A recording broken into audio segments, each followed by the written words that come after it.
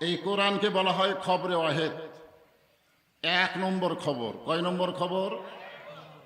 বাংলাদেশে যত খবরের কাগজ আছে সমস্ত খবরের কাগজে ভুল আছে, ধোঁকা আছে, গাঁজাখুরি আছে, আছে না নাই? কিন্তু আল্লাহর কোরআনের খবরের মধ্যে কোনো ভুল আছে, কোনো সন্দেহ আছে, কোনো গোজামিল আছে? কেমনে বুঝলেন? এই কোরআনে বলা আছে, মাশাআল্লাহ। এই বলা কথাটা আপনারা বিশ্বাস করছেন, ঠিক না? যার জন্যই তো আপনারা স্লোগান দিলেন, আল কোরআনের আলো ফুটিয়ে জ্বালাবে। হ্যাঁ, কেন দিলেন? যে এই মানুষের তৈরি সংবিধান দিয়ে, ৭২-এর সংবিধান দিয়ে আমাদের বাংলাদেশকে সুন্দর করা যাবে না। বাংলাদেশকে সুন্দর করতে গেলে আল্লাহর কোরআনের সংবিধান লাগবে। জোরে কোন কথা ঠিক কিনা? হ্যাঁ, এটা বুঝবার পারছেন? যালিকাল কিতাব লা রাইবা ফীহি হুদাল লিল মুত্তাকিন। মনে করেন না যে কোরআনের মাহফিলে আবু জেহেল হেদায়েত পাবে, এটা মনে করেন না। আবু জেহেল কোরআন শুনবে কিন্তু কোরআন থেকে হেদায়েত পাবে না। হেদায়েত পাবে আবু বকর। জোরে কোন কথা ঠিক কিনা? সারা রাত দাঁড়িয়ে দাঁড়িয়ে কোরআন শুনেছে আবু জেহেল, সারা রাত। সকালবেলা গিয়া গল্প করছে, এত সুন্দর কোরআনের বাণী, রাতটা কোন দিক দিয়ে গেল আমি বুঝবারই পারিনি। দেখছেন? সোনাল্লাহ খান কোরআনের পক্ষে কথা বলতেছে, এত সুন্দর কোরআনের বাণী।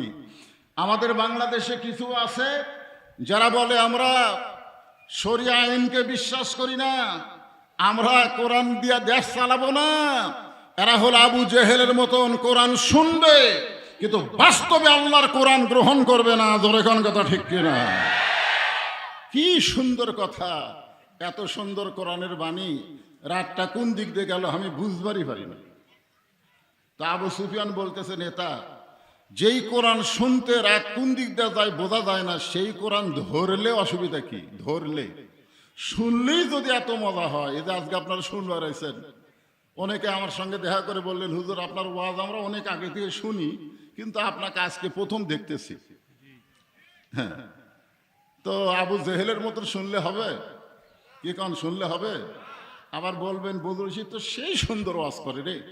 মানুষ বুড়া হোক কিন্তু ওয়াজ হলো জুয়ান, বুঝলেন না?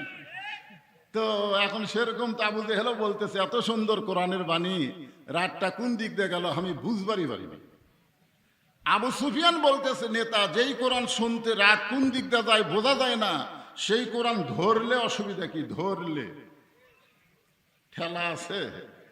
এখানে এমন অনেকগুলো মানুষ আছে যাদেরকে যদি কোরআন বলা হয় ধরো তো, তখন চিন্তা করবে কোরআন ধরার মতন পরিবেশ তো আমার শরীরের মধ্যে নাই। দেখেন, আপনার এমন একটা শরীর, যেই শরীর দিয়া কোরআন ধরবারই পারবেন না, কারণ লা ইয়ামাসসুহু ইল্লাল মুতাহহারুন। ততক্ষণ পর্যন্ত তুমি কোরআন স্পর্শই করতে পারবে না যতক্ষণ তুমি পবিত্র না হবা। যেই কোরআন ধরতে গেলে পবিত্র হতে হয়, সেই কোরআন যদি বাংলার মুসলমান গ্রহণ করে, তাদেরকে আর পিছন দিকে তাকাতে হবে না। তর করে রাফা'না লাকা যিকরাক, আল্লাহ কবুল করে নিবে। জোরে বলেন কথা ঠিক কিনা? আসুন আমরা আল্লাহ শুকর আদায় করি যে আল্লাহ ভাগ্য গুণে আমাদেরকে এমন একটা নবী দিয়েছেন, তিনি শুধু নবী না, তিনি হলেন নেতা। তিনি শুধু কি না? নবী না, তিনি কি? নেতা। আবু জেহেল বলতেছে, আবু সুফিয়ান, এই কোরআনকে যদি আমরা ধরি, এই কোরআনকে যদি আমরা গ্রহণ করি, তাহলে আমাদের ভুয়া নেতৃত্ব চলবি না। এটা ডাইরেক্ট কথা। আবু জেহেল বলতেছে, কোরআনকে যদি আমরা গ্রহণ করি তাহলে আমাদের ভুয়া নেতৃত্ব চলবে না, আসল নেতা হয়ে যাবে আব্দুল্লাহর এতিম পোলা। আমার নেতা তোমার নেতা।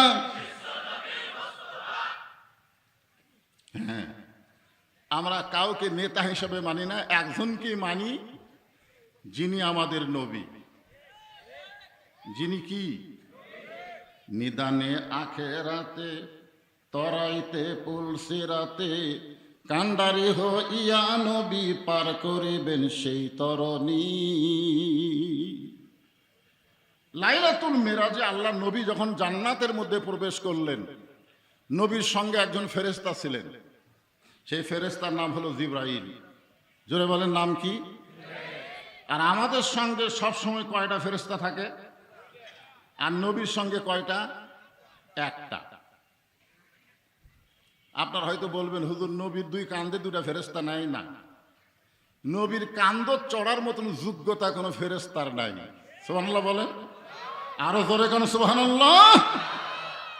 ফেরেশতা জিবরাইল বললেন, ইয়া রাসূলুল্লাহ, আপনি যদি জান্নাত থেকে বের না হন, আল্লাহ আপনাকে জান্নাত থেকে বাইরে করে দিবার পারবে না। কারণ আমরা এমন একটা আল্লাহ পেয়েছি, লিমা তাকুলু মা লা তাফআলুন, আল্লাহ যেটা বলে সেটা করে। ঠিক কিনা বলেন? না খালি এমনি এমনি। আল্লাহ বলেছেন, সালামুন আলাইকুম তিবতুম ফাদখুলুহা খালিদিন। কেউ যদি একবার জান্নাতে প্রবেশ করে, আল্লাহ তাকে চিরস্থায়ীভাবে জান্নাত দিয়ে দিবে। ওগো নবী, আপনি যদি জান্নাত থেকে বের না হন, আল্লাহ আপনাকে বাড়ি করে দিবার পারবে না। সঙ্গে সঙ্গে নবী রাগ করে বললেন, জিবরাইল, যেই কথা একবার বলেছো এ কথা আর দ্বিতীয়বার বলো না। জিবরাইল কই, কে রে? যেই নবীর কাছে আমি আল্লাহর কোরআন নিয়ে বললাম, ওমা আরসালনাকা ইল্লা রাহমাতাল লিল আলামিন, আল্লাহ আপনাকে বিশ্ব জগতের জন্য রহমত স্বরূপ প্রেরণ করেছে। বিশ্ব জগতের মধ্যে জান্নাত আছে না নাই? এ কথা কোন আছে না নাই? বিশ্ব জগৎ খালি বাংলাদেশ? যেই নবী হচ্ছেন রহমত স্বরূপ নাজিল হয়েছে, আর সেই নবী এত রাগ করলো। জিবরাইল বললেন, ইয়া রাসূলুল্লাহ, আমি তো আপনার পক্ষে কথা বললাম, আপনি এত গরম হওয়ার কারণ? আল্লাহ নবী বললেন, জিবরাইল, আমি নবী আমার জন্যে না, আমি নবী হলাম আমার উম্মতের জন্যে। নবীর উম্মত কারা? দুর্গা পূজা যারা করবি তারা নাকি? আচ্ছা, আপনার পূজা করলেন না, কিন্তু পূজার বাড়ি দেখবার গেলেন, পূজার মেলাত গেলেন, চলবে? বুখারী শরীফের হাদিস, মান তাশাব্বা বিকওমিন ফাহুয়া মিনহুম, মান তাশাব্বা কওমিন ফাহুয়া মিনহুম। যে জাতকে অনুসরণ করবেন ওই জাতের সাথে হাসর নাসর হবে। তো এখন ব্যাপার হলো, আল্লাহ রাসূল বললেন, আমি নবী আমার জন্য না, আমি নবী হলাম আমার উম্মতের জন্য। আমি সেই দিন জান্নাতে থাকার জন্য প্রবেশ করব যেদিন আল্লাহ আমার সমস্ত উম্মতানিকে জান্নাত দিয়ে দিবে। সুবহানাল্লাহ। কারা কারা করলেন না? এখন বলেন, যেই নেতা জান্নাতের মধ্যে গিয়ে আমাদের কথা ভোলে না, আমরা সেই নেতার অনুসরণ করব যেই নেতারে ভোট দিলে সংসদে দেখলে আমাদের কথা মনে থাকে না, সব টাকা বিদেশে পাচার করে। ধরে কোন ঠিক কিনা? আমরা কোন নেতার পিছনে ঘুরব? কতগুলা চাংচা বের হয়েছে, আমার নেতার চরিত্র ফুলের মতন পবিত্র, নামাজ পড়ে না এক ওয়াক্ত। জোরে কোন কথা ঠিক কিনা? আমরা এমন নেতা মানি না, আমরা সেই নেতাকে মানব আল্লাহ যেই নেতা সম্পর্কে কোরআনে বলেছেন, লাকাদ কানা লাকুম ফি রাসূলিল্লাহি উসওয়াতুন হাসানা। যদি সফলতা অর্জন করতে চাও তাহলে রাসূলের আদর্শকে তোমরা গ্রহণ করে নাও। আমরা কোন নেতার আদর্শ মানি না, উমুকের আদর্শ, উমুকের আদর্শ, উমুকের আদর্শ না, কারো আদর্শ না। একমাত্র আদর্শ হবে আমাদের নবী। জোরে কোন ঠিক? যে কোরআন থেকে আমি আপনাদের সামনে আলোচনা করব, ছোট্ট একটা সূরা, সূরা আসর। নাম কি? আসর শব্দের অর্থ হলো সময়। বর্তমান সময় কেমন চলতেছে, আমরা সামনে কেমন সময় আশা করতেছি, সময়ের অত্যন্ত গুরুত্ব আছে। আছে না নাই? দরকার আছে না নাই? বর্তমান সময়ে একটা ছোট বাচ্চা কান্দে, দোয়া দরুদ পড়ে ফুঁক দিলে কান্না থামে না। বর্তমান সময়ে সূরা আয়াতুল কুরসি পাঠ করে পানি ফুঁক দিয়ে বাচ্চারে খাওয়ালেও বাচ্চার কান্না থামে না। এক সময় বাচ্চার মা বলতেছে, এই সময়ে দোয়া দরুদ দেওয়ার কাম হবে না। বর্তমান সময়ে দোয়া দরুদ দিয়ে কাম হচ্ছে না। কয়েক মাস পরে জিজ্ঞাসা করা হলো, তোমার সন্তানকে আগের মতন কান্দে? কয় না, আর কান্দে না। তো কোন দয় কাম হলো, কয়ের বাপ একটা মোবাইল কিনে দিছে, যখনই কাম দিয়ে তখনই চালু করে দেয়, আর কাম দেয় না। বর্তমান সময়ে ছোট বাচ্চার হাতে মোবাইল দেওয়া হয়েছে, জোরে কোন কথা, কথা বলেন না কেন? বর্তমান সময়ে যুবকদের হাতেও মোবাইল, বর্তমান সময়ে বুড়ারাও পর্যন্ত মোবাইল নিয়ে পাগল হয়ে আছে না নাই? একই বাড়িতে তিনজনের হাতে মোবাইল, তিনজনে খালি মোবাইল নিয়ে বসে আছে। এই একটা পরিস্থিতি বর্তমান সময়ে। সময়ের শপথ করলেন আল্লাহ, কারণ সময় অত্যন্ত গুরুত্বপূর্ণ। আজ থেকে 48 বছর আগে এই সময় নিয়ে আব্দুল আলিম একটা গান গাইছিল। শিল্পীর নাম কি? মিশে মায়াই বন্দি থাইকা করলাম কত খেলা, পশ্চিমে তাকায়া দেখো তোমার ডুইবা গেছে বেলা। বেলা মানে কি? অনেকে বলে না আর বেলা নাই রে, আর বেলা নাই রে, মানে আর কি নাই, আর সময় নাই। আপনারা নিজের জীবনের দিকে খেয়াল করে দেখেন। আমার জীবনের এত বছর আমি মানুষের তৈরি সংবিধান দিয়ে চললাম, আগামীতে আর মানুষের তৈরি সংবিধান আমরা মানব না, আল্লাহর সংবিধান আমরা গ্রহণ করবো। জোরে কোন কথা ঠিক কিনা? হ্যাঁ, অত্যন্ত গুরুত্বপূর্ণ বিষয় হলো সময়। এই সময় আমাদের কাছ থেকে ফুরে যাচ্ছে, আমাদের হায়াত কমে যাচ্ছে, আমরা প্রত্যেকটা ধাপে ধাপে মৃত্যুর দিকে অগ্রসর হচ্ছি। জোরে কোন কথা ঠিক কিনা? এই জন্য আল্লাহ তাআলা সময়ের শপথ করে বললেন, ইন্নাল ইনসানা লাফি খুসর। ইন্না মানে নিশ্চয়, ইনসান মানে মানুষ, লাফি মানে ভিতরে, খুসরুন মানে ক্ষতি। নিশ্চয় মানুষগুলো ক্ষতির ভিতরে। এটা একটা হলো। আচ্ছা, আল্লাহর এই কথা হলো? কথা ঠিক? আল্লাহর কথা ব্যাঠিক বলার লোক আছে?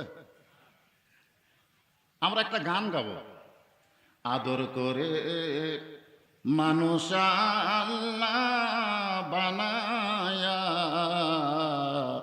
কেমনে দিবেন ক্ষতির মধ্যে ফেলিয়া। আল্লাহর যত সৃষ্টি সবচাইতে উত্তম সৃষ্টির নাম কি?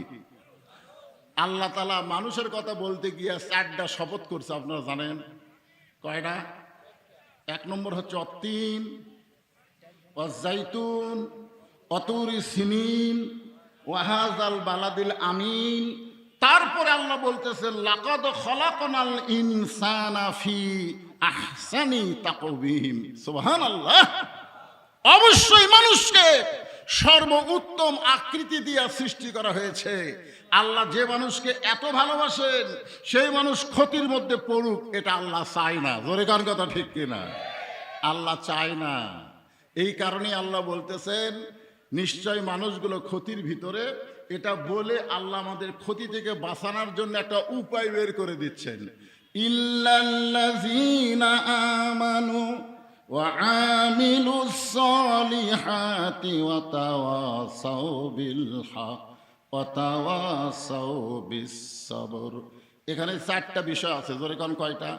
এই খুব মনোযোগ দিয়ে শোনা লাগবে, এদিক সেদিক মন দিলে হবে না। তো আপনার তাফসির মাহফিল নাম দিয়েছেন, তাফসির শুনবার গেলে একটু মনোযোগ দেওয়া লাগবে, একটু খেয়াল করা লাগবে।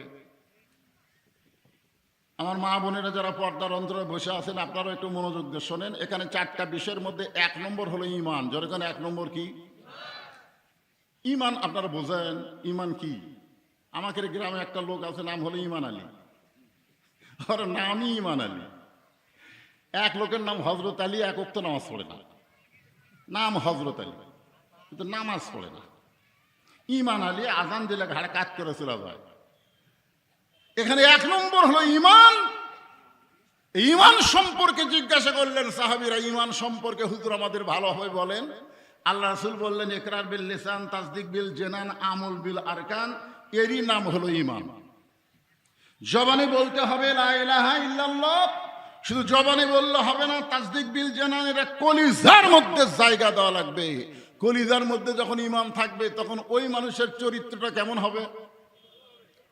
তাসদিক বিল জানান বোঝেন? এখন এসে উকিল বলতেছে, উকিল এসে বলতেছে, স্যার আপনি যদি রাষ্ট্রপতির কাছে বাঁচার দরখাস্ত লেখেন, আর রাষ্ট্রপতি যদি আপনাকে মাফ করে দেয় তাহলে আপনার ফাঁসি কার্যকর হবে না। উকিল এসে বলতেছে আপনি একটা কাম করেন, রাষ্ট্রপতির কাছে একটা দরখাস্ত লাগেন, রাষ্ট্রপতি যদি আপনার দরখাস্ত মঞ্জুর করে তাহলে আপনার আর ফাঁসি কার্যকর হবে না। ইমানদার মুচকি মুচকি হাসে। উকিল বলে হাসেন কেন? বলে হাসার কারণ হলো আমার জীবনে 3টা রাষ্ট্রপতিকে আমি ক্ষমতা থাকা অবস্থায় মরা দেখছি। যে রাষ্ট্রপতির কাছে আমাকে বাঁচার দরখাস্ত লিখতে বলতেছ, এইরকম 3টা রাষ্ট্রপতিকে ক্ষমতা থাকতে আমি মরা দেখছি। এই 3টাই হলো রহমান। জোরে কান 3টা কি? একটা হলো বঙ্গবন্ধু শেখ মুজিবুর, একটা হলো জিয়াউর, একটা হলো জিল্লুর। এই 3টা রহমান ক্ষমতার থাকা অবস্থায় মারা গেছে। যে সমস্ত রাষ্ট্রপতি ক্ষমতার থাকা অবস্থায় নিজেই মারা যায়, কোনো ইমানদার কোনোদিন তাদের কাছে প্রাণ ভিক্ষা চাবে না। জোরে কান ঠিক কিনা? উকিল বলতেছে এই গোয়ারকির কারণে আপনার ফাঁসি হবে। ইমানদার মুচকে মুচকে হাসে আর বলে আমার ফাঁসি হবে কিন্তু আমার মৃত্যু হবে না। উকিল বলে স্যার আপনি কি পাগল হয়ে গেলেন? আপনার ফাঁসি হবে কিন্তু আপনার মৃত্যু হবে না। সঙ্গে সঙ্গে তাসদিক বিল জেনান, কলিজার মধ্যে যারা ঈমান আল্লাহর কোরআন থেকে তেলাওয়াত করেন, ওয়ালা তাকুলু লিমান ইউকতালু ফি সাবিলিল্লাহি আমওয়াতুন বাল আহইয়াউ ওয়ালাকিন লা তাশউরুন। আল্লাহ রাস্তায় যাদেরকে হত্যা করা হয় আল্লাহ বলেছেন তাদেরকে তোমরা মৃত্যু বলো না। আমি আল্লাহ বলতেছি তারা অমর, তারা জীবিত। ওয়ালাকিন লা তাশউরুন, তোমাদের সাধারণ মাথা দিয়ে এটা তোমরা বুঝতে পারবা না। আপনারা বলেন তো বাংলাদেশের ইসলামী আন্দোলনের আমিরদেরকে, নেতাদেরকে এরকম অন্যায়ভাবে ফাঁসির কাস্টে নিয়ে গেছে, তারা ফাঁসির মঞ্চে চলে গেছে, তারা কখনোই মাপ চাই নাই, প্রাণ ভিক্ষা চাই নাই। কারণ তাসদিক বিল জেনান, কলিজার মধ্যে যখন ঈমান থাকে তখন তাদের কাছে দুনিয়ার থেকে আল্লাহর রাস্তায় যাওয়াকে তারা বেশি পছন্দ করে। জোরে কোন কথা ঠিক কিনা? আবু সাইদের কলিজার মধ্যে ঈমান ছিল বলে বুলেটের সামনে 2 হাত বাড়াইয়া দিছে। জোরে কোন কথা ঠিক কিনা? মার মার। কারণ বাতিলের সঙ্গে আপোষ করে বেঁচে থাকার চাইতে ঈমানের সাথে মরা অনেক ভালো। জোরে কোন কথা ঠিক কিনা? আবু সাইদ জীবন দিয়েছে দেখি তো, ইয়ামিন মুগ্ধরা জীবন দিল, প্রায় 2000 যুবক ছাত্র জনতা জীবন দেওয়ার কারণে হাসিনার মতন পাওয়ার যে বলতো 41 সাল এই দেশ আমার বাপের, দেশ আমার, আর থাকতে পারলো না, পালায়া চলে গেল। জোরে কোন কথা ঠিক কিনা? চিন্তা করছেন? এই জন্য তাসদিক বিল জেনান, মুখে মুখে লা ইলাহা ইল্লাল্লাহ এ ঝাঁকি হিন্দুরা মারবার পারবি। জোরে কোন কথা ঠিক কিনা? লা ইলাহা ইল্লাল্লাহ, লা ইলাহা ইল্লাল্লাহ পারবি না? এখনকার ছেলেরা কি বুঝবা? যুদ্ধের সময় আমার এলাকার হিন্দুরা পর্যন্ত কলিমার জিকির করছে 9 মাস। আমরা যা জিকির করছি আমাদের চাইতে ওরাই বেশি করছে। এলা পুজে আর দুর্গা পুজে, যুদ্ধে 9 মাস কোনো পুজা হয়নি। খালি আর্মি দেখলি লা ইলাহা ইল্লাল্লাহ, লা ইলাহা ইল্লাল্লাহ, তখন আর্মিরা বলতো বিলকুল ঠিক হয়, ঠিক হয়। এক হিন্দু মুরব্বী আমাকে বলছে বাবা মুসলমানের কলমার দাম আছে। তা আমি কইলাম আপনি হিন্দু হয়ে মুসলমানের কলমার দাম কেমনে বুঝলেন? বলে যুদ্ধের সময় বুঝেছি। এই কলমা মুখে থাকার কারণে আর্মির গুলির থেকে বাঁচা গেছি। আমি কইলাম দাদা শুধু জবানে কলেমা থাকার কারণে যদি আর্মির গুলি থেকে বাঁচেন, এই কলেমা যদি কলিজার মধ্যে জায়গা দিবার পারেন তাহলে জাহান্নাম থেকে আল্লাহ বাঁচায় দিবে। জোরে কণ্ঠে তাসদিক বিল জেনান। এই তাসদিক বিল জেনান অর্জন করতে গেলে এই বর্তমান সমাজ দিয়ে কাম হবে না, এই সমাজকে পরিবর্তন করা লাগবে। জোরে কণ্ঠে হ্যাঁ। এরপর আল্লাহ বললেন, হাদিসের শেষে বলা হয়েছে আমল বিল আরকান, আমল করতে হবে ঈমান অনুযায়ী, ঈমান অনুযায়ী আমল করতে হবে। ঈমান অনুযায়ী যদি আমল করতে চাই 1 নম্বর আমলের নাম হলো নামাজ। জোরে বলেন নাম কি? সবাই বলতেছেন না? তার মানে এখানে অনেকে আছে মাগরিব এসা পড়েননি নাকি? ওয়াজ দেওয়া হবে না তো? আমাদের মতন বক্তারা ওয়াজ করতে করতে মরে যাবি, কিন্তু বাংলাদেশের যুবকেরা, বাংলাদেশের মানুষেরা নামাজি হবে না, কারণ নামাজ ওয়াজ দিয়ে হয় না। নামাজ নবী পাইছে নবুয়তের 10ম বৎসরে, মেরাজ হয়েছে নবুয়তের কত বৎসরে? 10ম বৎসর। ধরে এখন কত বছর? 10ম বৎসরে মেরাজ হয়েছে, তখন আল্লাহ 5 ওয়াক্ত নামাজ দিছে। নবী নামাজ নিয়ে দুনিয়াতে আসলেন। নামাজের যত আয়াত কোরআনে আছে প্রত্যেকটা আয়াত হচ্ছে ও আকিমুস সালাত, ও আকিমুস সালাত, নামাজ কায়েম করো। তো রাসূল বললেন, আল্লাহ আপনি যত জায়গায় নামাজের কথা বলছেন প্রত্যেক জায়গায় নামাজ কায়েম করার কথা বলছেন, কিন্তু নামাজ আমি 5 ওয়াক্ত পাইলাম, কিন্তু নামাজ তো কায়েম করা যাচ্ছে না। আজান ছাড়া চোরের মতন চুপি চুপি নামাজ পড়া লাগতেছে। আল্লাহ বলেন, হাবিব নামাজ কায়েম করতে গেলে একটা পরিবেশ লাগবে। বর্তমান মক্কায় সে পরিবেশ নাই। আমাদের বর্তমান বাংলাদেশে নামাজ কায়েম করতে গেলে যেই পরিবেশ লাগবে সেই পরিবেশ এখন বর্তমানে বাংলাদেশে নাই। রাসূলও সেই পরিবেশ পায় নাই। কিন্তু হিজরত করার পরে, মদিনায় যাওয়ার পরে রাসূল শুধু নবী ছিলেন না, মদিনার রাষ্ট্রপতি হয়ে গেলেন। জোরে বলেন কথা ঠিক কিনা? ঘোষণা করা হলো আল্লাযীনা মাক্কান্নাহুম ফিল আরদ। মুসলমানের মধ্যে কেউ যখন ক্ষমতার চেয়ার পাবে তার 1 নম্বর দায়িত্ব কি? পদ্মা সেতু নির্মাণ করা, নাকি মাদক মুক্ত সমাজ করা, বাল্য বিয়া বন্ধ করা। এগুলা কাজ হতে পারে, তবে 1 নম্বর না। 1 নম্বর কাজ হচ্ছে আকামুস সালাত, নামাজ কায়েম করা। আজকে আমাদের বাংলাদেশে নামাজ পড়ার ওয়াজ দিয়ে নামাজ হবে না, নামাজ কায়েম করার বিল সংসদে উত্থাপন করা লাগবে। জোরে কোন কথা ঠিক কিনা? এখন নামাজ কায়েমের বিল সংসদে কারা উত্থাপন করবে? যাই বলে আইরে সেই দিকে যাই রে, বুঝা শোনা নাই রে। এটা ডাকসু প্রমাণ করেছে, জাকসু প্রমাণ করেছে। আর ডাক দিলে যাওয়া যাবে না, বুঝে শুনে আমাদেরকে ডাকে সাড়া দিতে হবে। জোরে বলেন কথা ঠিক কিনা? যাই বলে আইরে সেই দিকে যাই রে, বুঝা শোনা নাই রে, সেদিন শেষ। আর আগেকার দিন নাই। তুমি বলতেছো আমরা 90% ভোট পাবা। কত পাবা? খালি রাজশাহী ভার্সিটির ইলেকশন হলেই বুঝতে পারবা। দরকার কথা ঠিক কিনা? মগা খালি মোছে মোছে তাল মারতেছে, তোমার দেখতে পাচ্ছ না? জনগণ আগের রাস্তা তার নাই। মানুষ দিন দিন বুঝতেছে। জোরে কথা ঠিক কিনা? এই জন্যে একেবারে ইমানের পাশাপাশি আল্লাহ বলতেছেন ও আমিলুস সালিহাত, নেক আমল করতে হবে। নেক আমলের 1 নম্বর আমল হচ্ছে নামাজ। জোরে বলেন, নাম কি? আপনি যদি নামাজ কায়েম হয়, নামাজ আদায় করেন, সঙ্গে সঙ্গে আল্লাহ তাআলা আপনাকে 3টা পুরস্কার দিবে। জোরে বলেন কয়টা? 1 নম্বর পুরস্কার হলো ইন্নাস সালাতা তানহা আনিল ফাহশাই ওয়াল মুনকার। একমাত্র নামাজই পারে মানুষকে যাবতীয় বেহুদা খারাপি কাজ থেকে হেফাজত করতে। আপনার ছেলের হাতে মোবাইল থাকবে, আপনার টেনশন করা লাগবে না। আপনি এশার নামাজের পরে ঘুমিয়ে যাবেন, আপনার কোনো টেনশন করা লাগবে না। আর এখন টেনশন করতেছেন, ছেলের হাতে মোবাইল আছে, ঘুমায় গেলে ছেলেতে কি করবি রে? আপনার ছেলে যে নামাজ পড়ে না, বুঝলেন না? নামাজ যদি ধরে তাহলে মোবাইলের ভালো ভালো ভিডিও দেখবে, অশ্লীল ভিডিও আসতেই ইমান বলে দিলে তোর বাপ মা ঘুমায় গেলে কি হবে? কেউ না ঘুমালে, কেউ না দেখলেও আল্লাহ দেখতেছে। জোরে কোন কথা ঠিক কিনা? কথা বলেন। ফালিয়াবুদু রাব্বা হাযাল বাইত। ওই ঘরের মালিকের যদি তোমরা গোলামি করো, নামাজ পড়ো, সঙ্গে সঙ্গে তোমাদেরকে 2টা পুরস্কার দেওয়া হবে। আল্লাযীনা আত'আমাহুম মিন জু'ইন ওয়া আমানাহুম মিন খাউফ। তোমাদের রিজিকের কোনো পেরেশানি থাকবে না, আর ভারত আমেরিকার ভয় করা লাগবে না। যাবতীয় ভয় থেকে আল্লাহ পুরাপুরি নামাজীদেরকে নিরাপত্তা দিয়ে দিবে। জোরে বলেন কথা ঠিক কিনা? জোরে বলেন। আফগানিস্তান যখন ইমারত বা খেলাফত কায়েম করলো, তখন আমেরিকা, ভারত, রাশিয়ারা বললো কয়দিন টুপিওয়ালা মোল্লারা কয়দিন দেশ চালাবে। এখন দেখতেছে আমেরিকাও লাগতেছে না, রাশিয়াও লাগতেছে না, কোনো দেশ লাগতেছে না। আল্লাহর আসমান থেকে অবারিত রিজিক আল্লাহ তাআলা আফগানিস্তানে পাঠাই দিচ্ছে। জোরে বলেন কথা ঠিক কিনা? হ্যাঁ, আল্লাহ বলতেছে না আল্লাযীনা আত'আমাহুম মিন জু', তোমাদের কোনো রিজিকের পেরেশানি থাকবে না। ও আমানাহুম মিন খাউফ, ওই অ্যাটম হাইড্রোজেনের ভয় করা লাগবে না।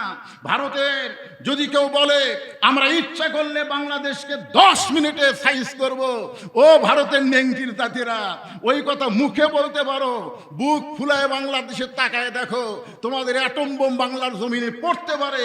ইব্রাহিম নবীর জন্য নমরুদের আগুন জ্বলতে পারে, কিন্তু আগুন পুড়াবার ক্ষমতা আল্লাহর হাতে।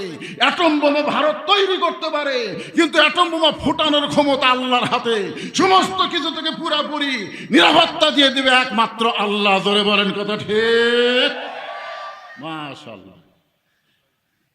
তাহলে আমিলুস সালিহাত, নেক আমল যদি আমরা করতে চাই, 1 নম্বর নেক আমলের নাম হলো নামাজ। জোরে বলেন নাম কি? পুরুষের জন্য হলো নামাজ, কিন্তু নারীদের জন্য নামাজ। এখানে যে মহিলার নামে মাদ্রাসা, কি নাম আপনার? ফাতেমা চেনেন নাকি? চেনেন? ফাতেমার শোনেননি কি?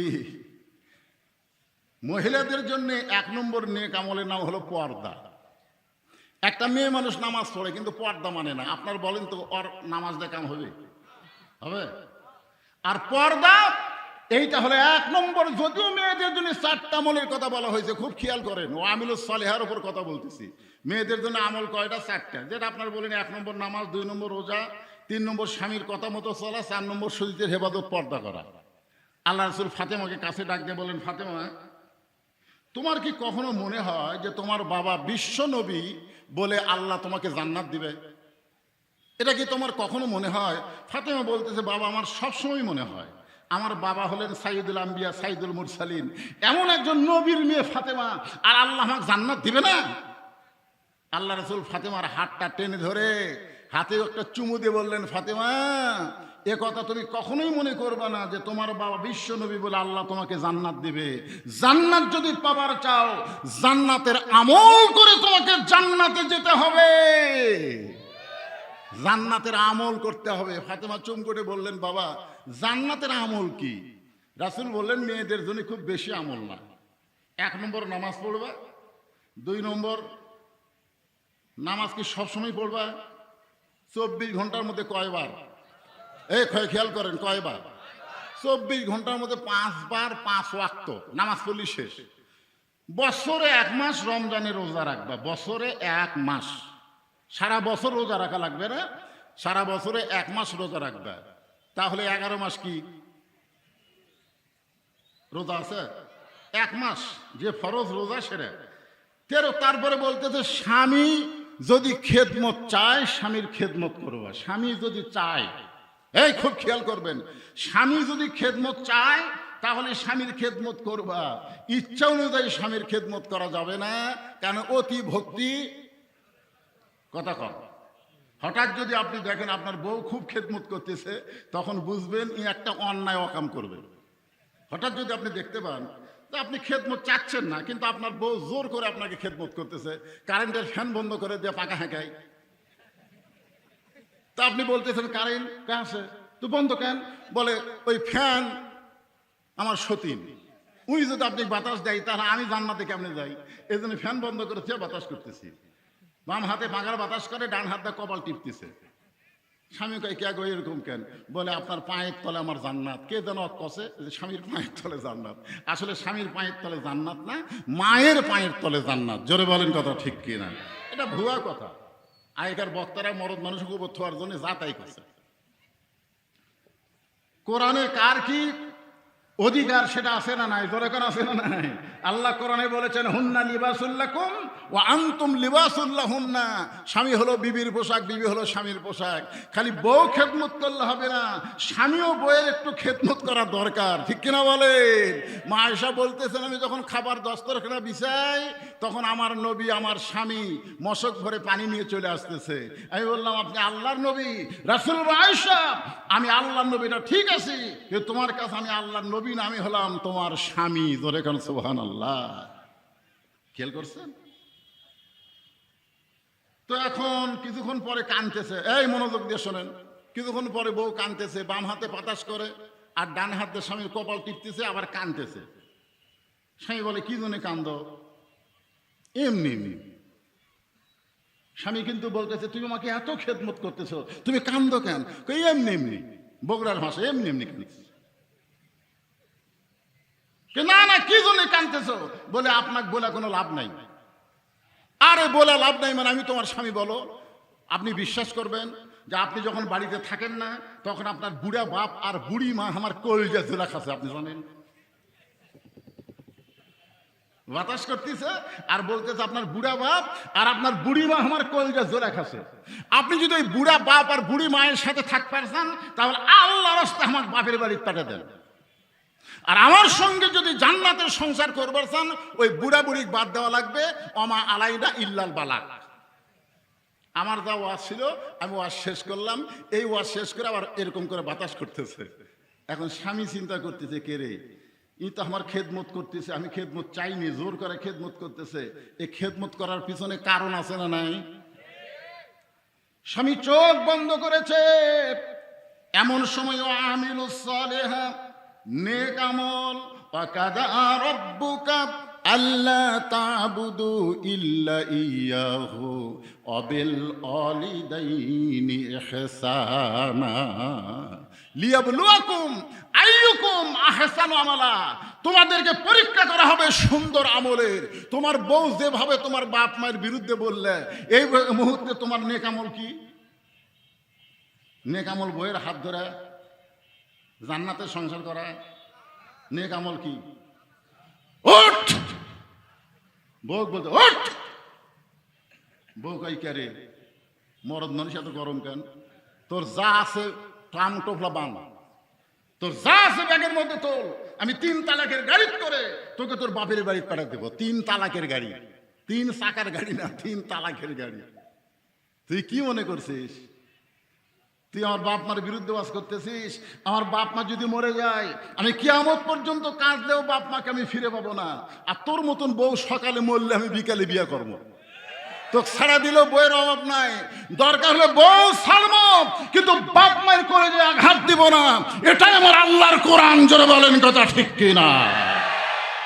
রাসূল বলেছেন, ফাতেমা, আলী যখন খেদমত চাবে, স্বামী যখন খেদমত চাবে, তখন স্বামীর খেদমত করবা, সব সময় করা লাগবে না। আর 4 নম্বর হলো পর্দা। ও ফাতেমা, এই পর্দাটা তোমাকে সব সময় করা লাগবে, মাঝে মধ্যে পর্দা করলে হবে না। এটা তো রাজাকার, তাই না? স্বেচ্ছাসেবক, মাশাআল্লাহ। আজকে আপনাদের বুঝাই দিলাম। কতগুলা ফালতু লোক বলে না, এই মুহূর্তে বাংলা সার কি,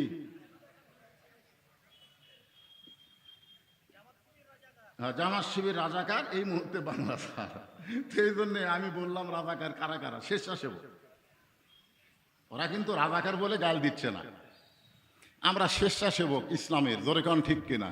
আল্লাহর কোরআনের মাহফিলের স্বেচ্ছাসেবক।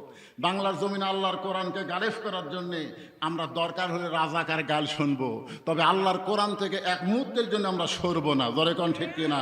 কারা কারা রাজি? 2 হাত তুলে আমার আল্লাহকে দেখান। লিল্লাহে তাকবীর। হাত নামান।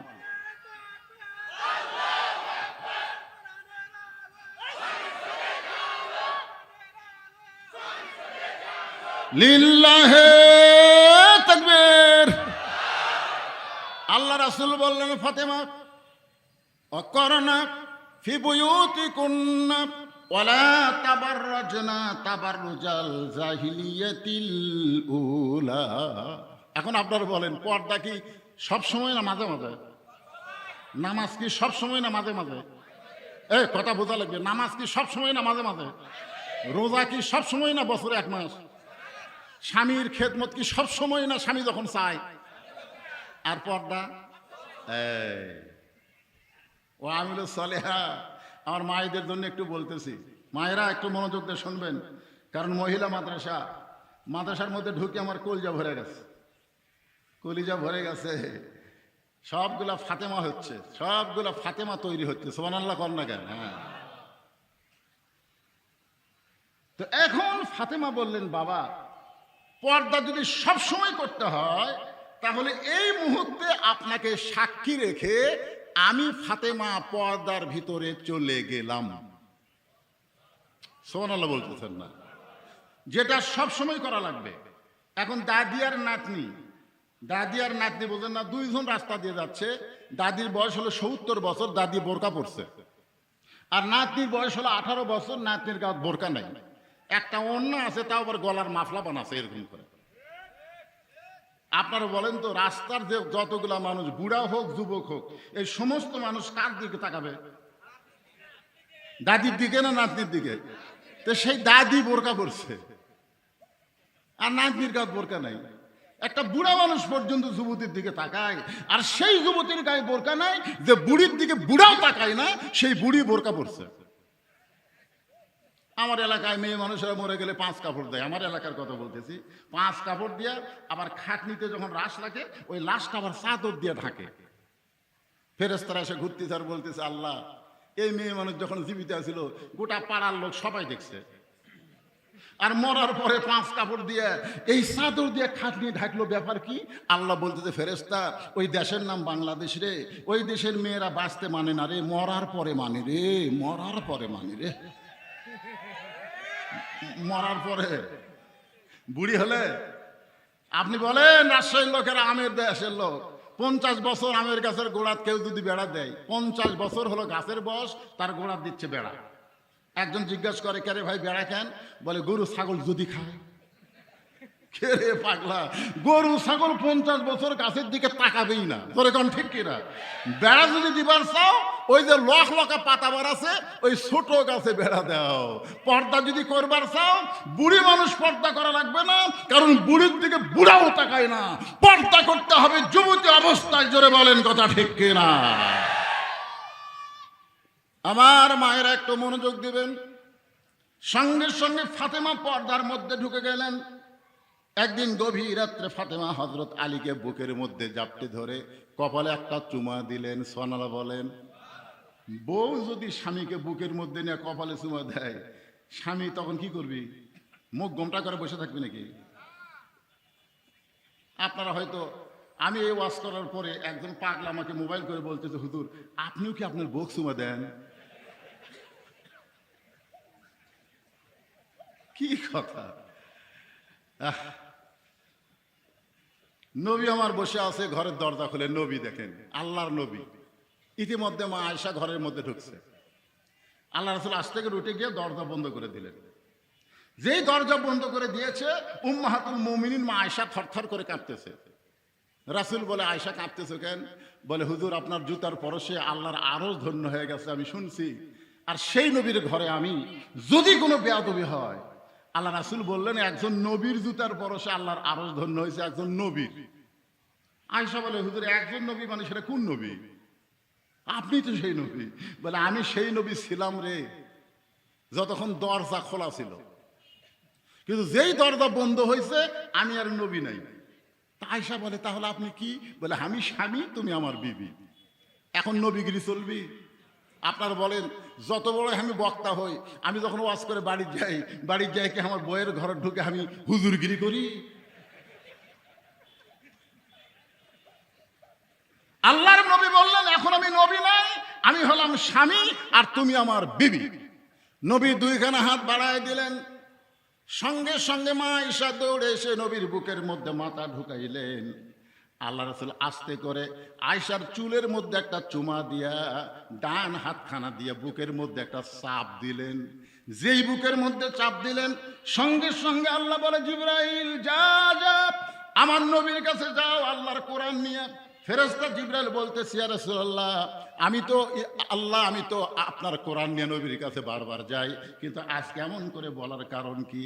আল্লাহ বলে, জিবরাইল, আমার নবী ঘরের মধ্যে এমন একটা আমল করতেছে, যে আমলের কারণে আমি আল্লাহর আরশ পর্যন্ত খুশি হয়ে গেছে। আপনার বলেন তো, নবী ঘরের মধ্যে কি আমল করতেছে? আপনার খালি নামাজ পড়েন আর দোয়া করেন, আল্লাহ জান্নাতে যেন হুর পাই, জান্নাতে যেন হুর পাই। বউ যদি বলে, আমার স্বামী ভালো মানুষ না, আপনি জান্নাতে তো যাবার পারবেন না। জান্নাতে যাবার গেলে বইয়ের সার্টিফিকেট লাগবে। জোরে কারণ ঠিক কথা বলেন না কেন? কথা বলেন। হুর লিবি হুর, অতই সোজা। দেখেন ফেরেশতা জিবরাইল এসে বাহির থেকে সালাম দিয়েছে, আসসালামু আলাইকা ইয়া রাসূলুল্লাহ। হুজুর আপনি কি আমল করতেছেন আমি জিবরাইল জানি না, তবে আল্লাহ এত খুশি হয়ে গেছে, আল্লাহর আরশ পর্যন্ত খুশিতে লাফাইতেছে, আরশ পর্যন্ত খুশিতে টকবক করতেছে। তাহলে চিন্তা করে দেখেন কি আয়াত, হুন্না লিবাসুল লাকুম ওয়া আনতুম লিবাসুল লাহুন্না। স্বামী হলো বিবির পোশাক, বিবি হলো স্বামীর পোশাক। মা ফাতেমা হযরত আলীর বুকের মধ্যে মাথা ঢুকাইছে, মাথা ঢুকানোর পরে কপাল একটা চুমু খাইছে। আলীও মাথার চুলে চুমু দিয়ে বললেন, ফাতেমা এত এত আদর করার পরে আমার বুকের মধ্যে মাথা ঢুকায় তুমি কাঁদতেছো, ব্যাপারে কি? ফাতেমা বলে, স্বামী গো আমার এই কান্না কোনো কষ্টের কান্না নয়, এই কান্না হলো আমার আনন্দের কান্না। আলী বললেন, কি আনন্দ? বলে, আমি আল্লাহর কাছে একটা দোয়া করছি, আজকে আল্লাহ সেই দোয়া আমার কবুল করছে। আলী বললেন, কি দোয়া করছো?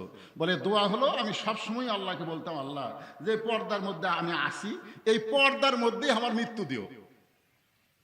সবসময় দোয়া করছে, আল্লাহ আমি যে পর্দার মধ্যে আসি, এই পর্দার মধ্যেই আমাকে মৃত্যু দিও। তো আল্লাহ তাআলা আমার দোয়া কবুল করছে।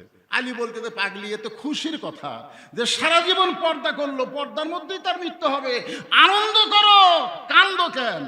ফাতেমা বলে, স্বামী গো সেই মৃত্যু কবে হবে আপনি কি শুনবেন না?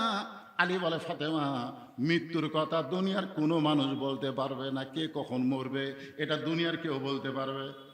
এ জোরগান পারবে? ফাতেমা বলতেছে, আল্লাহ যদি জানায় তাহলে বলতে পারবে।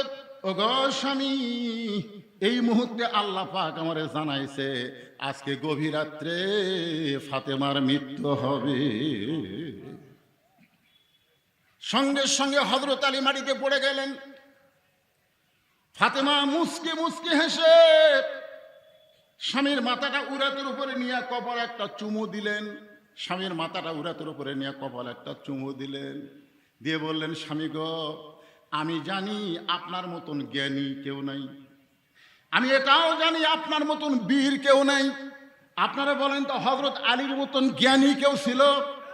আল্লাহ রাসূল বলেছেন, আমার 4 জন সাহাবী, 1 নম্বর নরমের 1 নম্বর আবু বকর, গরমের 1 নম্বর হযরত ওমর, ধনীর 1 নম্বর ওসমান, আর জ্ঞানের 1 নম্বর হযরত আলী।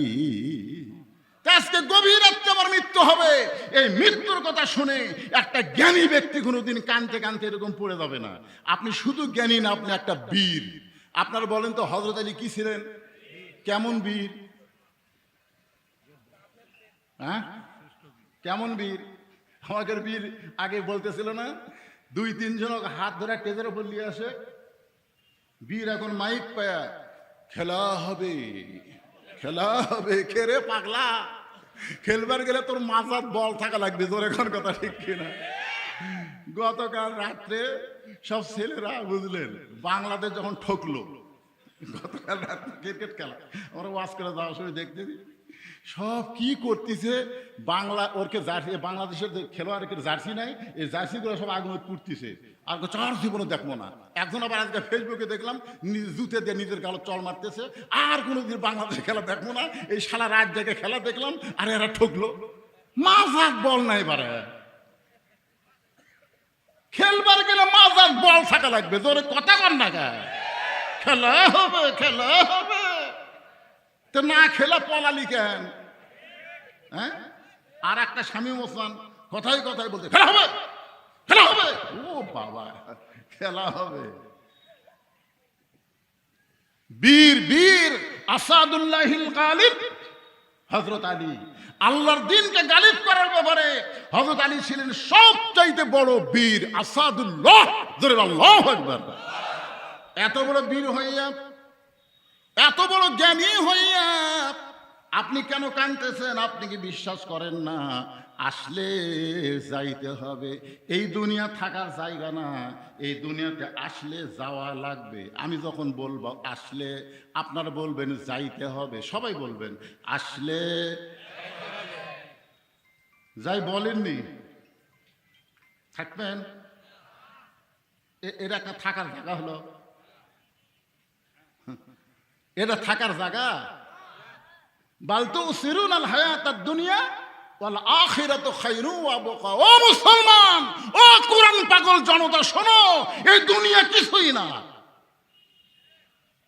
দুনিয়া কিছু না, দুনিয়া থাকার জায়গা না। যত বড় বিল্ডিং তৈরি করেন, এখন 5 তলা বিল্ডিং এর উপরে 1.5 লাখ টাকার খাট, 12,000 টাকার কম্বল ওরে তামানে গাওয়াত দিয়ে রাত 9টার সময় বলতেছে আমার বাড়ি আমার ঘর আমাক নামাইকে। ওরে বাবা রে, দুই কান্দে দুই ফেরেশতা বলতেছে আল্লাহ ঘুমের আগে দোয়া পড়া লাগবে, আল্লাহুম্মা বিইসমিকা আমুতু ওয়া আহইয়া। ঘুম দেওয়ার মালিককে, চেতন করার মালিককে। আপনারা তো ঘুমায় যান ফেসবুক দেখতে দেখতে, আপনাকে যদি আল্লাহ চেতন না করে আপনার কোনো শক্তি নাই যে আপনি চেতন হতে পারবেন। এই জন্য ঘুমের আগে দোয়া পড়তে হবে, আল্লাহুম্মা বিইসমিকা আমুতু ওয়া আহইয়া। বেটা দোয়া না পড়ে বলতেছে আমার বাড়ি আমার ঘর আমাক নামাইকে, এই দেশ আমার বাপের, এ দেশ আমার। ও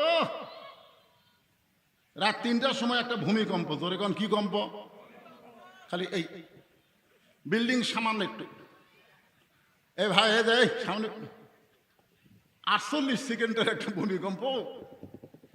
ওই এত ফোর্সে নামছে, যাই কি বলছে আমাক নামাইকে, ওই এত ফোর্সে নামছে যে ঘুমের ঠেলায় কম্বলে লঙ্গি খোলা আছে, ওটা পরারও টাইম পায়নি, একেবারে ন্যাংটা হয়ে নামছে। কান্দের ফেরেশতা বলতেছে আল্লাহ নামাইলা নামাইলা, তাই বলে এইভাবে ন্যাংটা করে নামাইলা। এখানে মেম্বার থেকে এমপি মন্ত্রী প্রধানমন্ত্রী সব গুলে পলে গেছে, এটা কি জাতা নামাকে ভাই রে। একজন ইমাম সাহেব পলাছে,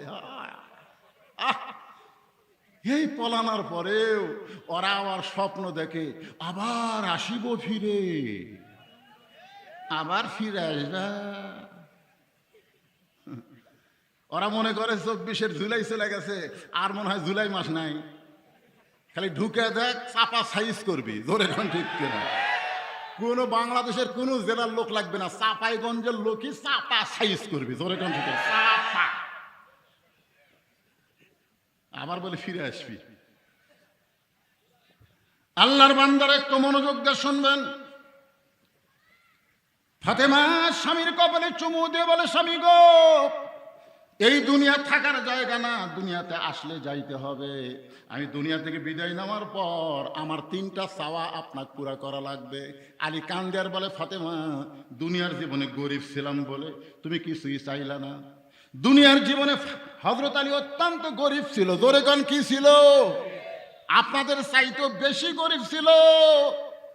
অনেক গরিব মনে করে আমার মতন গরিব কেউ নাই, যে মনে করে আমার মতন গরিব কেউ নাই তার চাইতেও বেশি গরিব ছিলেন হযরত আলী।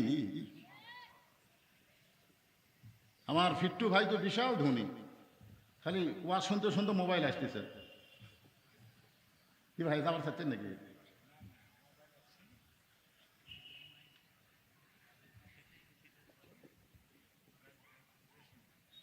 আচ্ছা আচ্ছা ঠিক আছে। আরে বাবা কলে কি আমি বুড়া বক্তা লই, এই ইয়ং বক্তা করে কোনো কিছু খেয়াল করে দেওয়া লাগে, আমার করে খেয়াল করে দেওয়া লাগবে। আমি আপনাকে এই গরমের মধ্যে বসা দেখেই তো আমার কলজা ভরে গেছে। 2-1 জন ওঠা বসা করতেছে আবার বসতেছে, থাক অসুবিধা নাই। তো কি কথা বলতেছিলাম একটু মনে করেন। ওয়ামিলুস সালিহাত, নেক আমল করতে হবে, ওয়াতাওয়াসাউ বিল হক, হক কথা বলতে হবে, ওয়াতাওয়াসাউ বিস সবর। এখনো হক কথার ওয়াজ আমি শুরু করি নাই। সবাই গরমের মধ্যে আরো গরম হওয়া লাগবে, জোরে কোন ঠিক কিনা। আমি একটু সাইজে আপনাকে নিয়ে আসতেছি ভাইজান, একটু মনোযোগ দিয়ে শুনবেন। হযরত আলী এত গরিব ছিলেন, একদিন গভীর রাত্রে হযরত আলী চেতন পায়ে দেখে ফাতেমা নাই। গভীর রাত্রে হযরত আলী চেতন পায়ে দেখে ফাতেমা নাই। ঘরের পাশে হাসান হোসেন ঘুম পাড়তেছে, কিন্তু বউ নাই। আপনি যত বড়ই হুজুর হন, ঘুমোর থেকে উঠে যদি বউ না দেখেন তাহলে আপনার কি মনে হবে?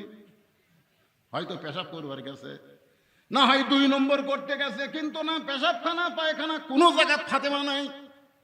আলীর চিন্তা হয়ে গেল এই গভীর রাত্রে ফাতেমা তাহলে কোথায়। দৌড়ে গিয়া বাড়ির দরজা থেকে তাকায় দেখে কালো চাদর ফাতেমা এরকম মাথার উপরে দিয়ে খুব জোরে জোরে জোরে জোরে হাঁটতেছে। হযরত আলীর চিন্তা হয়ে গেল, এই গভীর রাত্রে এত জোরে ফাতেমা কোথায় যায়? আমি স্বামীকে পর্যন্ত বলার দরকার পড়ে নাই, আমি একটু নির্জনে ফাতেমার যাওয়াটা পরখ করতে চাই। ফাতেমা জোরে জোরে যাচ্ছে, হযরত আলী নিরাপদ দূরত্ব বজায় রেখে পিছনে পিছনে হাঁটতেছে। এক সময় ফাতেমা আল্লাহর নবী যেই ঘরে ঘুমায় ওই ঘরের জানলার পাশে দাঁড়ায় গেছে। আলী একটু দূর থেকে খেয়াল করে কান ফালাইছে, দেখি আমার বিরুদ্ধে হয়তো কিছু কথা তার বাপের কাছে বলবার আছে। যে স্বামী ঠিক মতো সংসার করতে পারে না তার ভিতরে বহু সন্দেহ থাকে, জোরে কোন কথা ঠিক কিনা? একটু দূর থেকে হযরত আলী শুনতে পায় ফাতেমা ডাকতেছে, বাবা আজকে যদি আমার মা খাদিজা জীবিত থাকতো তাহলে আজকে আপনার কাছে আমার আশা লাগতো না। কারণ ফাতেমার মা খাদিজা গোটা পৃথিবীর মধ্যে শ্রেষ্ঠ ধনবতী রমণী, জোরে কোন মারহাবা। তুই আমুয়া ধনী না। ফাতেমা গরিব হয়েছে, গরিব আলীর সঙ্গে বিয়া বসার পর বলতেছে, বাবা আমার মা যদি আজকে জীবিত থাকতো আমি গভীর রাত্রে আপনার কাছে আসতাম না। বড় বিপদে পড়ে আপনার কাছে আইছি বাবা, মেহেরবানি করে একটু দরজা খুলে দেন। সঙ্গে সঙ্গে আল্লাহ নবী দরজা খুলে দেয়। ফাতেমা ঘরের মধ্যে ঢোকার সঙ্গে সঙ্গে রাসূল বলতে, ফাতেমা তুই একা কেন ঘরের মধ্যে আসলি? আমার আলীকেও ঘরের মধ্যে নিয়ে আয়। আলী দূর থেকে চমকে উঠছে, কে আমি যে ফাতেমার পিছনে পিছনে আইছি, এটাকে আল্লাহ নবী জানে নাকি? আল্লাহ নবী সব সময় নবী না, তিনি একজন বাবা। আর বাবা হিসাবে বিবাহ দেওয়া মেয়েটা যখন বাবার কাছে আসবে গভীর রাত্রে একা একা, তখন বাবা হিসাবে বলা দরকার, তুই একা কেন আইলি, জামাই কোথায়, বলার দরকার আছে না নাই? এ কারণে আল্লাহ রাসূল বলেছেন, তুই কেন একা আইলি মা, আমার আলী কোথায়? ফাতেমা বলতেছে, আপনার জামাই আলী ঘুম পাড়তেছে, আমার হাসান হোসেন ঘুম পাড়তেছে, ওরা যখন অঘরে নিদ্রায় আমি তখন চোরের মতন চুপি চুপি আপনার কাছে আইসি বাবা, মেহেরবানি করে একটু বাতি জ্বলান। রাসূল বলে, বাতি জ্বলান লাগবে না, তুই কি বলবি বলে তাড়াতাড়ি তুই এখান থেকে চলে যা। ফাতেমা বলতেছে, বাবা সারা জীবন বলেছি কিন্তু বলে কাম হয় নাই, আজকে একটু আপনাকে দেখাবার চাই। রাসূল যখন ঘরে বাতি জ্বলাইছে সঙ্গে সঙ্গে ফাতেমা দুইটা হাত বাবার দিকে বাড়ায় দেয়। রাসূল তাকায় দেখে হাতের তালু আছে কিন্তু তালুর উপরে কোনো চামড়া নাই, দুইটা হাত গোস্তের টুকরার মতন। ফাতেমা বলতেছে, বাবা ওই জাতা ঘুরাইতে ঘুরাইতে হাতে ফোসকা বলে সেই ফোসকাটা আবার আউলে গিয়া আমার হাতের গোস্ত বের হয়ে এখন জাতা ঘুরাইতে গেলে আমার রক্ত বের হয়। বাবা মাত্র 3টা দিনের জন্য আমাকে একটু খাবার দিবেন।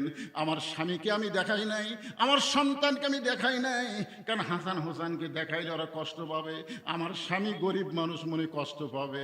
আলী মনে মনে কয়, ফাতেমা রে দুনিয়ার জীবনে গরিব ছিলাম বলে কিছুই চাইলা না, আজকে গভীর রাত্রে দুনিয়া থেকে বিদায় নিবা, এই মরার সময় তুমি কি চাইবা? ফাতেমা বলে, 1 নম্বর চা হলো রাতের অন্ধকারেই আমাকে দাফন করবেন। আমার 2 নম্বর চা হলো আমার জন্য কোনো জানাজা ডাইকা ডাইকা ব্যবস্থা করা লাগবে না। আলী বলে, ফাতেমা তুমি নবীর কলিজার টুকরা, তোমার মৃত্যুর খবর শুনলে হাজার হাজার মানুষ জানাজায় হাজির হবে। ফাতেমা মুস্কি মুস্কি হাসের বলে, হাজার হাজার মানুষ যদি মৃত্যুর পরে আমার জানাজায় হাজির হয় আমার কি লাভ হবে? হাজার হাজার মানুষ যদি বলে ফাতেমা ভালো আর আপনি যদি বলেন ফাতেমা ভালো না, ওই মানুষের দোয়া দেয়া ফাতেমার 1 তিল পরিমাণ লাভ হবে না।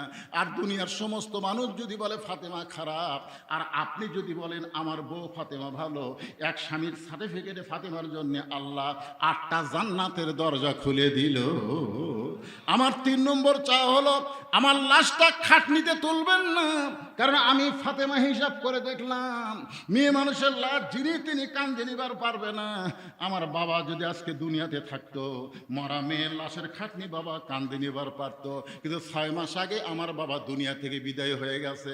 আমার হাসান হোসেন যদি বড় হইতো তাহলে মায়ের লাশের খাটনি কান্দে নিবার পারতো। ওগো স্বামী, আপনি যদি আমার কবর খুঁড়তে কষ্ট পান তাহলে আপনার একান্ত বন্ধু যদি কেউ থাকে দুনিয়ায় তারে একটু বলবেন সে যেন গোপনে কবর খনন করে দেয়। এই গভীর রাত্রে হযরত আলী ফাতেমাকে ঘরের মধ্যে রেখে এক দৌড় দিলেন আপন বন্ধু আবু যার গিফারির কাছে। আবু যার গিফারির জানলার কাছে বিষাক্ত সব ফেনা তোলে যেমন ফোঁসফোঁসানি শব্দ হয় এমন কান্নার শব্দে আবু যার গিফারির দরজা খুলে তাকায় দেখে জানলার পাশে হযরত আলী কাঁদতেছে। আবু যার গিফারি বলে, আলী রে রে, জীবনে বহু যুদ্ধ তোমার সঙ্গে করতে গেলাম, কোনো যুদ্ধে তোমাকে আমি পরাজিত হয়ে কাঁদতে দেখি নাই। আজকে তোমার জীবনে এমন কি যুদ্ধ শুরু হলো, তুমি কেন পরাজিত সৈনিকের মতন আমার জানলার কাছে কাঁদতেছো? আলী বলতেছে, আবু যর, একজন পর্দা নিশে আজকে গভীর রাত্রে মৃত্যুবরণ করবে, এই গভীর রাত্রে তাকে দাফন করা লাগবে। সে পর্দা নিশি হলো ফাতেমা, আমার ফাতেমার জন্য তোকে একটু কবর খনন করা লাগবে। আবু যর গিফারি বলে, এই গভীর রাত্রে অন্ধকারে কেমনে কবর খনন করব, কেমনে কবর খনন করব? আলী বলতেছে, ওই ফাতেমা আমাকে বলেছে জান্নাতুল বাকির পূর্ব কোনায় সবুজ রঙের একটা বাতি জ্বলবে, ওই বাতি বরাবর কবর খনন করতে হবে। আবু যর গিফারি কোদাল নিয়ে ওই জান্নাতুল বাকির মধ্যে গিয়ে দেখে সত্যই একটা বাতি জ্বলতেছে, যেই বাতির কোনো তার নাই, যেই বাতির কোনো সুইচ নাই, বিনা তারে বিনা সুইচ আমার আল্লাহ অটোমেটিক জ্বলায়া দিছে। তাকে দেখে আলো গোলাকার হয়ে পড়ে নাই, আলো চার কোণে কবরের মতন পড়েছে। ওই আলোর মধ্যে আবু যর গিফারি কবর খুঁড়তে খুঁড়তে খুঁড়তে খুঁড়তে এক সময় বলে, কবর রে, তুই কি জানিস রে কবর, তোর মধ্যে এমন একজন মহিয়সী নারীকে রাখা হবে যার বাবা হচ্ছে আল্লাহর নবী। কবর, খবরদার বেয়াদবি করবি না, কবর গভীর রাত্রে কবর খনন করতেছি, তুই কি জানিস যার স্বামী হলো আসাদুল্লাহ হিল গালিব। কবর, খবরদার বেয়াদবি করবি না। কবর খুঁড়তে খুঁড়তে আবার আবু যর গিফারি বলে, কবর রে, যার দুইটা সন্তানকে রাসূল জান্নাতের যুবকদের সর্দার ঘোষণা করেছে, খবরদার কবর বেয়াদবি করবি না। এই বলে আবার যখন কোদাল মারতে যায়, সঙ্গে সঙ্গে কবরের মধ্যে থেকে আওয়াজ আসতেছে।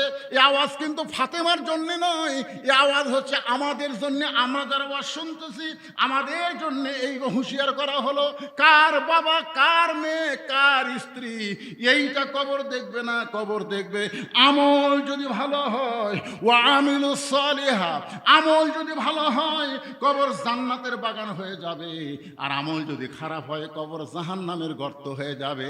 আজকে এখানে হাজার হাজার আল্লাহর বান্দারা যারা বসে আছেন ভাই, আমি এই মহিলা মাদ্রাসার জন্যে ভালো আমল করার জন্যে, কবরের পাথর জোগাড় করার জন্যে, কিন্তু যেদিন ডাক পড়িবে কবর মাঝে যাইতে, জোগাড় কিছু করছো বন্ধু তার মাঝে বিছাইতে। কি করবেন? অশ্বাস করা লাগবে তো, যে কথাগুলো আছে, অতাওয়া সওয়াবিল হক, অতাওয়া সওয়াবিস সবর, ও আমিলুস সলিহার উপর আলোচনা চলতেছে। পুরুষ মানুষের জন্য 1 নম্বর হলো নামাজ, আর নারীদের জন্য 1 নম্বর কি? আরো জোরে বলেন, 1 নম্বর কি? আমি সেই পর্দার উপরে এতক্ষণ ওয়াজ করতেছি, ওয়াজ করতে করতে গিয়ে সামান্য ওয়াজ পর্দার উপরে বাদ আছে। গভীর রাত্রে হযরত আলী চলে আসলেন ফাতেমাকে কবরে নিয়ে যাওয়ার জন্যে। কবরে নিয়ে যাওয়ার জন্য ঘরের মধ্যে ঢুইকা দেখে ফাতেমা নিজের গোসল নিজেই করেছে। ও মা শোনেন, যেই ফাতেমার নামে মাদ্রাসা, সেই ফাতেমার জীবনী থেকে একটু শোনেন। নিজের গোসল নিজেই করেছে, মরার আগে গোসল করেছে, অন্য কেউ ফাতেমাকে গোসল করায়নি। খাদিজাতুল কুবরা বলে, ওগো আল্লাহর নবী, আমার 4টা মেয়ে আপনার মাধ্যমেই পাইছি। 4টা মেয়ে, একটা হলো উম্মে কুলসুমা, একটা হলো জয়নাব, একটা হলো রোকে, একটা হলো ফাতেমা। নবী গো, এই ফাতেমা যখন আমার পেটের মধ্যে ছিল, সন্তান পেটের মধ্যে আছে এটা অনুভব করতে পারি, কিন্তু ফাতেমার ওজন কোনোদিন আমি বুঝতে পারি নাই। ফাতেমা যখন দুনিয়াতে জন্ম নিয়েছে, ফাতেমা জন্ম নেওয়ার সময় প্রসবের যে বেদনা, সেই বেদনা থেকে আল্লাহ আমাকে মাফ করেছে। ফাতেমা যখন জন্ম নিল, আমি মা হয়ে ফাতেমার দিকে তাকায় দেখি ফাতেমা তার 2টা হাত দিয়া তার ইজ্জত পর্যন্ত ঢেকে দুনিয়াতে জন্ম নিয়েছে। সুবহানাল্লাহ বলে। সেই ফাতেমা, আমার মায়েরা, সেই ফাতেমার নামে মাদ্রাসা, একটু মনোযোগ দিয়ে শোনেন। গভীর রাত্রে হযরত আলী ঘরের মধ্যে ঢুইকা দেখে ফাতেমা নিজেই কাফনের কাপড় পরেছে। 2টা সন্তানকে, হাসানকে ডান হাতের নিচে, হোসাইনকে বাম হাতের নিচে থাপড়ায়া থাপড়ায়া 2টা সন্তানকে ঘুমায় দিয়া ফাতেমা চিরদিনের জন্য ঘুমায় গেছে। গভীর রাত্রে হযরত আলী ফাতেমাকে কাঁধে করে নিয়ে ওই জান্নাতুল বাকির সবুজ বাতির দিকে রওনা দিলেন। আবু যর, আবু যর, কোথায় কোথায় আবু যর, কবর ছেড়ে দে।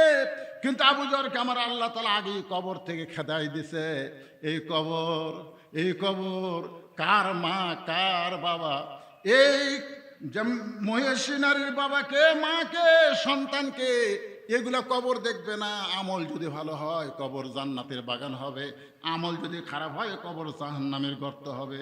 এ খবর শুনে আবু যার গেফারি আর কবরের কাছে নাই, চলে গেছে। হযরত আলী নিজেই ফাতেমাকে কবরে দাফন করলেন। একটু শর্টকাট করে বলতেছি, মনোযোগ দিয়ে শোনেন। দাফন করার পরে আল্লাহর কাছে বলতেছে, আল্লাহ দুনিয়ার জীবনে কিছুই দিবার পারি নাই, মৃত্যুর পরে তোমার কাছে এতটুকু দোয়া করি, ফাতেমাকে তুমি কবুল করে নাও। এই দোয়া করার সঙ্গে সঙ্গে তাকায় দেখে সামনে কয়েকটা পুরাতন কবর দেখা যায়।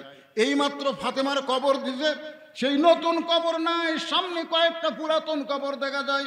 গোটা জান্নাতুল বাকি দৌড়ায় বলে ফাতেমার কবর, ফাতেমার কবর। কে যেন শব্দ করে আলীর কানে বলতেছে, আলী রে, ফাতেমা পর্দা নিশি। আল্লাহ জোহরা ডিগ্রি দিয়া ফাতেমার কবরটাকে কিয়ামত পর্যন্ত পর্দা করে দিয়েছে।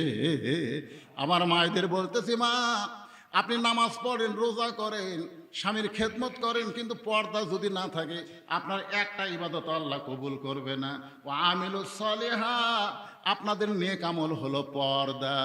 ওয়াতাওয়াসাউ বিল হক, হক কথা বলতে হবে, হকের দাওয়াত দেওয়া লাগবে।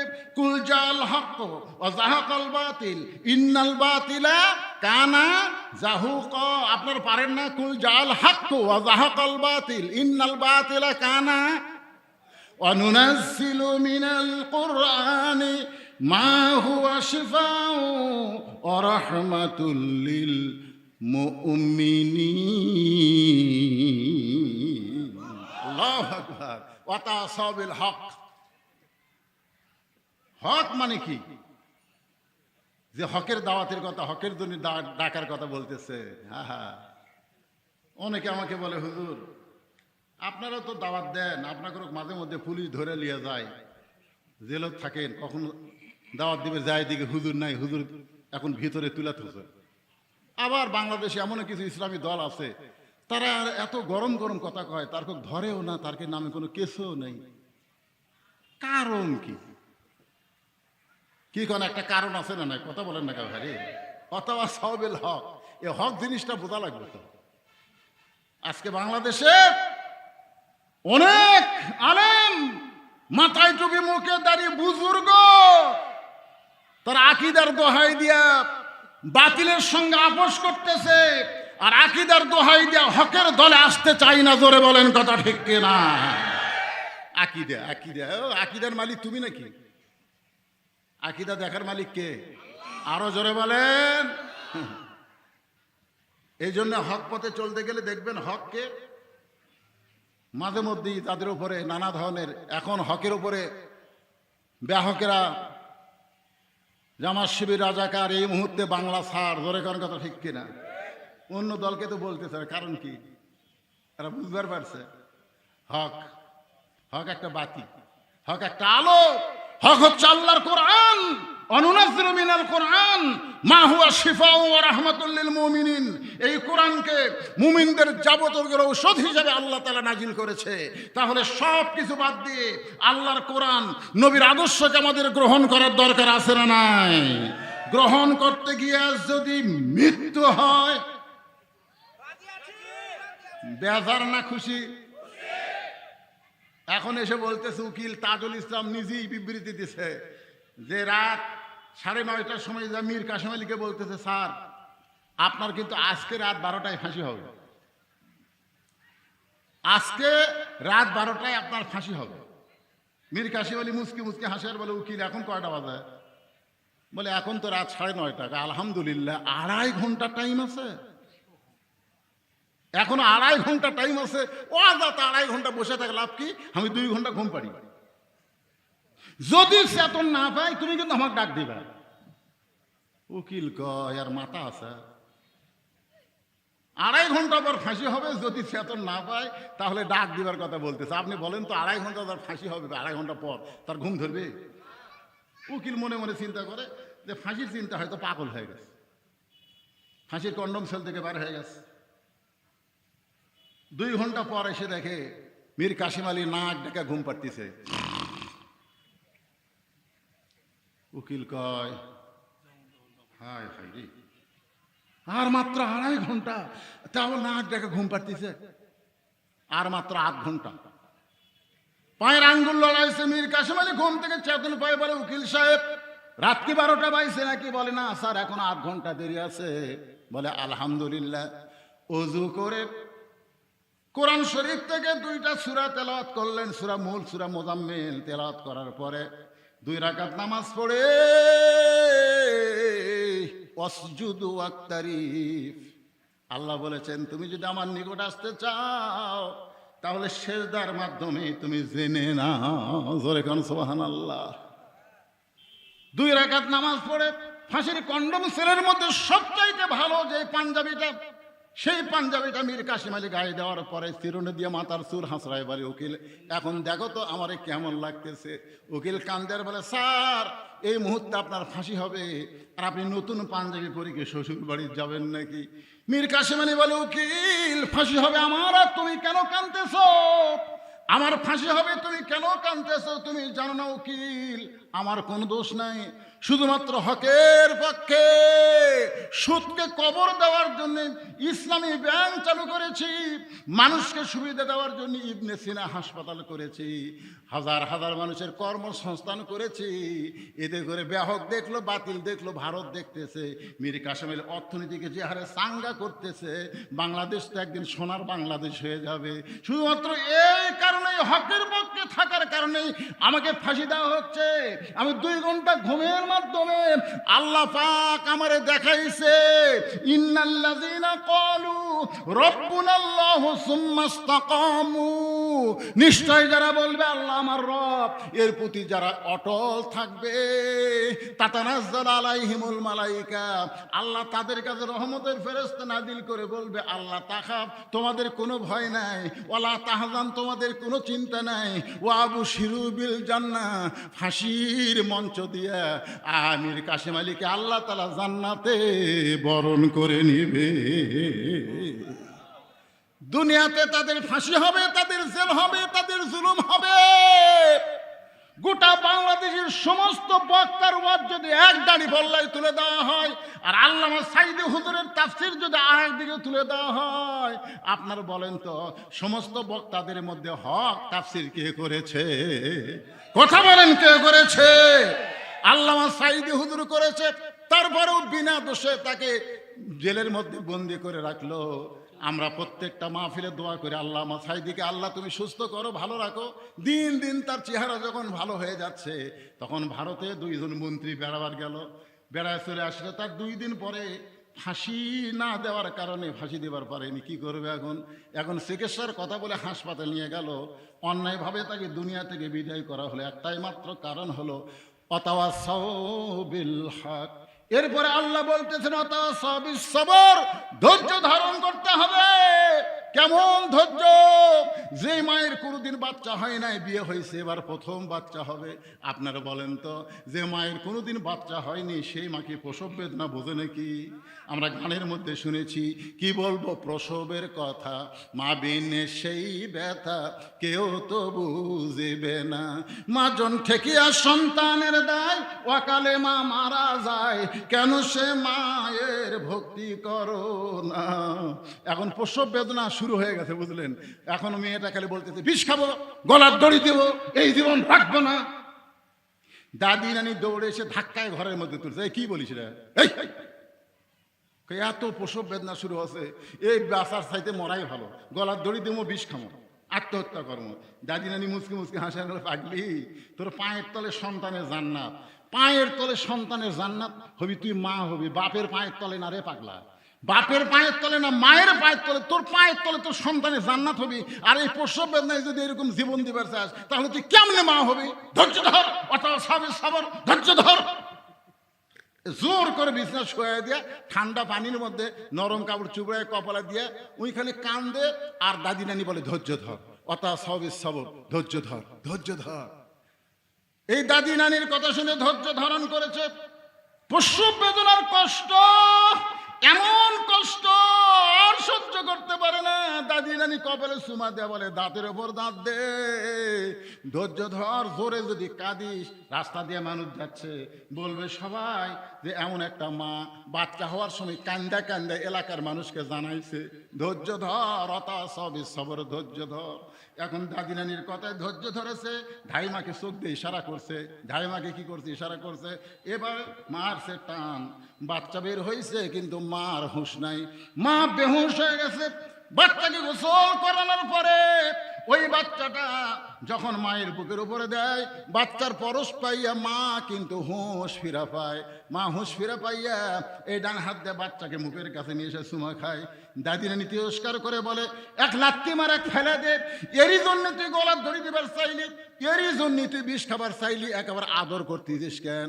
মা মুসকি মুসকি হাসের বলে দাদি নানি কষ্টের পরে এমন শান্তি আমি আগে বুঝতে পারি নাই। বাজান গো, আমরা জেলে গিয়েছিলাম, আমরা নির্যাতন সহ্য করেছি, আমরা হাসিনার 15 বছর বাড়িতে থাকতে পারি নাই, প্রসব বেদনার মতন কষ্ট আমরা ধৈর্য ধারণ করেছি। আমরা যখন আমিরদেরকে বললাম আর সহ্য করা যায় না, খালি একটা কথাই বলেছ সবর, যখন মা বাচ্চা বুকের উপর পায় সব প্রসবের কথা ভুলে যায়। আগামীতে বাংলার জমিনে যখন কলেমার পতাকা পথ পথ করে উঠবে আর সংসদে যখন আল্লাহর কোরআন চলে যাবে, যত ব্যথা সহ্য করেছি সব ব্যথার কষ্ট আমরা ভুলে যাব। আল্লাহ আমাদের সকলের জন্য কবুল করুক, সকলে বলে আমিন। শুধু আসর থেকে দীর্ঘ সময় আপনাদেরকে তো শোনাই দিলাম। আল্লাহ বক্তা এবং শ্রোতা সকলকে হেফাজত করুক, হেদায়েত দান করুক। বাংলার জমিনে কোরআনকে আমরা যেন দেখতে পাই। সারা জীবন শুধু কোরআন শুনেছি, আগামীতে আমরা আল্লাহর কোরআন দেখব।